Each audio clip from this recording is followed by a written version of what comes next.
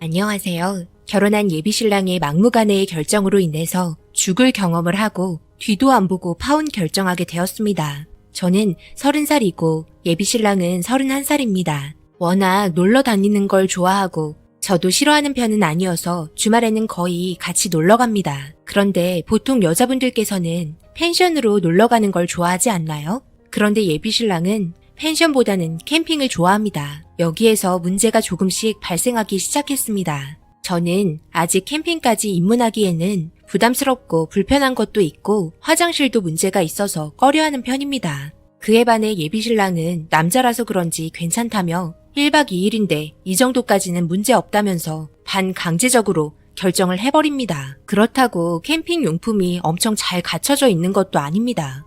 캠핑 시작한 지도 얼마 되지 않아서 그런지 장비가 많이 부족합니다. 그런데 작년에 한번 죽다 살아난 적이 있습니다. 엄청 추운 겨울 저는 펜션을 예약하고 싶었는데 예비신랑이 이런 날 풍경 좋은 데 있다며 자기가 알아본 곳을 저한테 계속 강요하더라고요. 저는 이건 아닌 것 같아 차라리 날 따뜻할 때 가자고 하면서 저 또한 제 의견을 강하게 주장했습니다. 여기 풍경이 엄청 좋은데 캠핑이 성지라고 하더라고. 여기에서 바람도 좀 쐬고 1박 2일로 다녀오면 좋을 것 같은데? 제일 추운 날 왜 하필 캠핑이야. 날 따뜻한 6월 정도 가면 좋을 것 같은데? 나는 벌레도 싫단 말이야. 그리고 엄청 추워서 텐트에서 자다가 죽으면 어떡해. 장비도 제대로 갖춰져 있지도 않잖아. 여긴 다음에 가자. 내가 이번에 새로 산 장비들도 있어서 괜찮아. 내가 절대 춥지 않게 준비 잘할 테니까 나 한번 믿고 가보자. 그렇게 저는 예비신랑 말만 믿고 그래도 잘 준비했다는 말에 가기 싫었지만 이것도 추억이라 생각하고 따라갔습니다.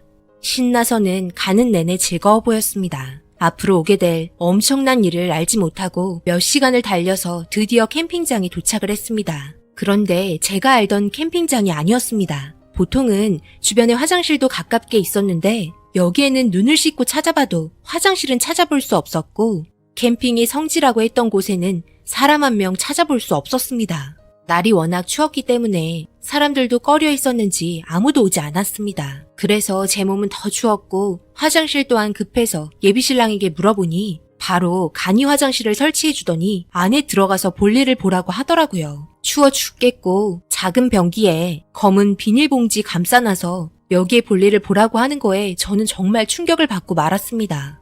앞서 말했듯이 저는 캠핑을 그렇게 좋아하는 편은 아닙니다. 이런 상황 적응 잘하지 못하고요. 그런데 화장실은 온전히 있어야 하는 거 아닐까요? 캠핑 초보에게는 정말 어려운 부분이었죠. 저는 기분도 점점 안 좋아졌지만 그저 좋다며 텐트 치고 있는 예비신랑을 보면서 사랑이 뭔지 급한 대로 볼일 봤습니다. 찬바람이 숭숭 들어왔고 다리는 오들거리는데 생리현상 해결해야 하기 때문에 참고 빠르게 해결했습니다.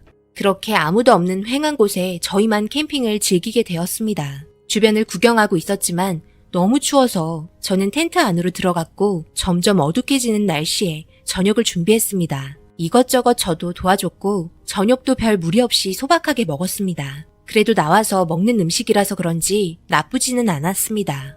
그런데 워낙 추운 날씨여서 그런지 텐트 안에 두꺼운 이불도 준비해줬지만 차가운 냉기를 막기에는 너무 부족했습니다. 예비신랑은 캠핑용 난로도 구입했다며 준비해줘서 그래도 따뜻하게 있었습니다. 나름 열심히 준비해온 것 같아 노력하려고 하는 모습이 보기 좋았습니다. 그렇게 밤하늘의 별을 보기도 하면서 나름 분위기 있게 즐기고 있었습니다. 늦은 시간 저희는 따뜻한 난로 하나에 의지한 채 잠을 잤습니다. 그런데 새벽이 되자 텐트 안의 공기들이 너무 차갑게 느껴졌고 저는 뼛속까지 시리게 느껴지는 추위 때문에 결국 잠이 깨고 말았습니다. 예비신랑도 추워서 같이 깼고 난로를 보니 기름이 다 떨어져서 사용을 못하게 되었고 여분의 기름이 필요할 거라 생각 못했다며 난감해하는데 제가 차라리 차에서 자는 게 좋을 것 같다고 말하면서 그렇게 차에 들어가려고 하는데 문이 잠겨 있더라고요. 텐트 안에 키가 있을 것 같다며 예비신랑은 차 키를 찾으러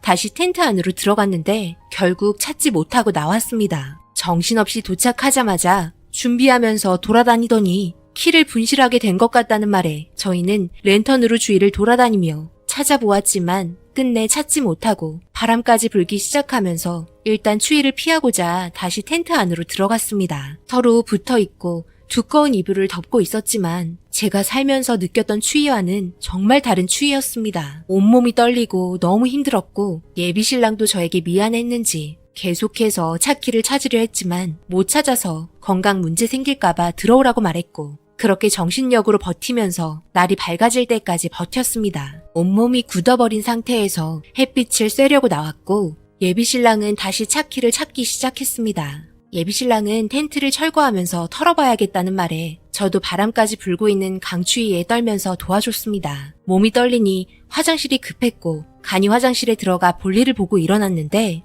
옆에 떨어진 차키를 발견하게 되었고 그렇게 저희는 하늘에 감사하다는 말과 함께 차 시동을 걸고 일단 몸부터 녹였습니다. 그리고 제 눈에서는 전날의 고생 때문에 그런지 눈물이 나왔고 그걸 본 예비신랑은 다시는 캠핑 가지 않겠다며 자기도 후회한다면서 미안하다는 말과 함께 그렇게 저희는 마무리하고 복귀했습니다. 그래도 노력하려고 했던 예비신랑이 안쓰러워 별말 안 하고 넘어갔습니다. 그렇게 한참 잠잠하나 했습니다. 그런데 날씨가 점점 따뜻해지면서 예비신랑은 저에게 다시 한번 캠핑 이야기를 꺼냈고 작년 겨울에 느꼈던 그 고통을 저는 다시 느끼고 싶지 않아 강하게 싫다고 했습니다. 그런데 날도 많이 따뜻해졌다며 다시 캠핑 가자면서 계속해서 보채며 자기가 좋은 곳 알아놨다며 화장실도 있고 주변에 편의시설도 있으니 걱정 없다면서 계속 저를 설득했습니다. 정말 가고 싶지 않았지만 예비신랑이 이번이 마지막이라는 말과 함께 저와 약속을 하면서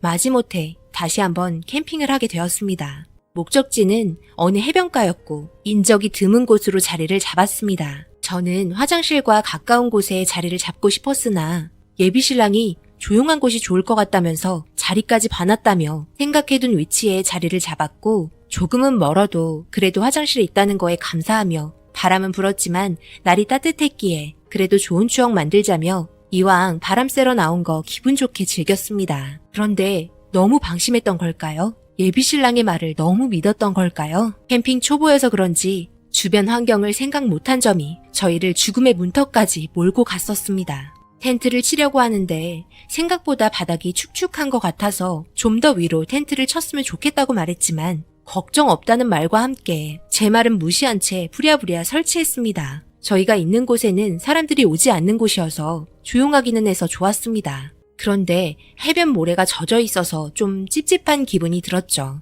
예비신랑은 해변 모래는 원래 젖어 있는 거라며 신경 안 써도 된다는 말에 준비해준 저녁 맛있게 먹으며 술 한잔 했습니다. 확실히 날이 따뜻해서 좋았습니다. 그리고 저녁이 되어도 춥지 않았습니다. 예비신랑도 오늘 캠핑은 정말 좋았다면서 만족해하는데 저도 여기까지는 만족했습니다. 그렇게 저희는 잠을 잤고 시간이 좀 흘렀는데 무언가 꿀렁꿀렁한 느낌과 파도치는 소리에 눈을 떴는데 갑자기 텐트 안으로 들이닥치는 바닷물에 저희는 너무 놀랐습니다. 허겁지겁 일어났는데 갑자기 예비신랑 저를 밀치더니 혼자 밖으로 나가더라고요. 저는 밀쳐지면서 넘어졌고 들어오는 바닷물을 뚫고 저도 간신히 나왔습니다. 발목까지 차버린 상태라서 무서움에 아무것도 챙겨오지 못하고 나왔는데 벌써 저 멀리 가버린 예비신랑 저에게 손짓하며 빨리 나오라고 하면서 부르더라고요. 보통 이런 상황이면 함께 나와야 하는 거 아닌가요? 아무리 순간적으로 놀랬다 하더라도 저를 밀치고 먼저 나와서는 벌써 멀리에서 저를 부르면서 빨리 나오라는 예비신랑의 태도에 너무 실망을 하고 말았습니다. 지금 뭐 하자는 거야? 혼자 살겠다고 텐트에서 나를 밀치고 나온 거야? 멀리에서 그냥 부르기만 하면 되는 거야? 지금 엄청 당황스러운 거 알아? 어떻게 나를 버리고 그냥 나올 수가 있는 거야? 밀쳐놓고서 뒤도 안 돌아보고 나오더라? 그게 아니라 내가 먼저 나와야 너를 구해줄 수 있을 거 아니야. 내가 바로 너 구해주려고 했어. 그런데 마침 나오길래 빨리 나오라고 부른 것 뿐이라고. 내가 어떻게 널 버리고 나오냐? 내가 밀친 게 아니라 나도 일어나면서 너랑 부딪힌 거지. 당연히 부딪혔으면 나를 일으켜 세워주고 손잡고 같이 나와야 하는 게 정상인 거야. 어디서 거짓말을 하고 있어? 내가 아까 바닥이 너무 축축하다고 했지? 너무 해변가 앞에다가 텐트를 쳐서 이런 일이 생긴 거잖아. 왜 항상 내 말은 무시한 채 막무가내인 건데? 잘 알지도 못하면서 조심할 필요가 있는 건데? 벌써 텐트 다 잠겨버렸잖아. 내 가방이랑 핸드폰은 어떡할 거야? 와, 그 와중에 너는 핸드폰도 챙기고 지갑도 챙기고 차키도 챙겼네. 그런데 내 손 잡아줄 시간은 없었나 봐. 정말 대단하다. 이런 남자를 사랑한답시고 믿고 캠핑하며 따라다녔던 내가 미쳤지. 우리 결혼 없던 걸로 하고 너의 잘못 때문에 벌어진 일이니까 핸드폰값 보상하고 파혼 위자료까지 모두 네가 부담하도록 해. 사람이 위급한 순간에 본심이 나온다고 하던데 정말 인성 쓰레기다. 자기 잘못한 건 인정 안 하고 변명만 늘어놓는 저급한 놈. 그렇게 저는 예비신랑 때문에 벌어진 일이니까 집에까지 갈 택시비 뺏었고 끝까지 자기는 날 버린 게 아니라며 파혼할 수 없다고 빌었지만 당시 저를 버렸다는 느낌을 너무 크게 받아 상처의 골이 깊었네요. 예비신랑은 핸드폰 보상 모두 해줬고 위자료 또한 책임을 물었습니다. 저희 부모님께서도 예비신랑의 행동을 듣고 너무 놀라하시며 가정을 지킬 수 없는 놈이라면서 심각하게 예비 시부모님과 전화로 대화했고 결국 파혼하게 되면서 모두 보상받게 되었네요. 밀폐된 텐트 안에서 저를 밀쳤을 때의 느낌을 아직까지 지울 수가 없었고 순간 너무 무서웠습니다. 그 사람을 사랑했고 믿었는데 배신당한 것 같은 느낌이었네요. 앞으로 좋은 일만 있었으면 좋겠습니다. 살면서 정말 별일 다 겪네요. 오늘의 사연은 여기까지입니다. 댓글로 여러분들의 생각과 조언을 남겨주세요. 좋아요, 구독, 알림도 꼭 부탁드립니다. 저는 다음 영상으로 찾아뵙겠습니다. 감사합니다.